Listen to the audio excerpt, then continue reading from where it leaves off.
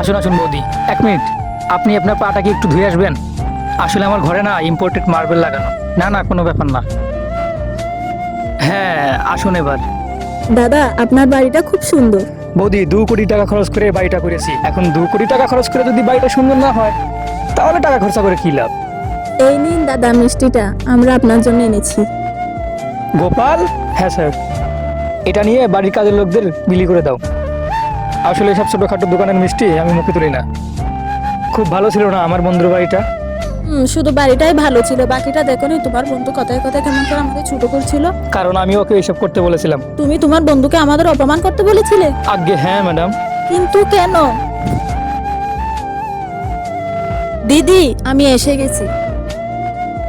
এই এদিকে আয়। যখন তুই ঘরে ঢুকিস তখন তো তোর নোংরা ব্যাগটা বাইরেই রেখে আসিস, তাহলে তোর হাজবেন্ড ওই নোংরাটা ব্যাগ নিয়ে ঘরে আসলো কেন? যা তুই ওটা বাইরে রেখে আসতে বল। বলছি শোনো, তুমি না ব্যাগটা বাইরে রেখে আসো।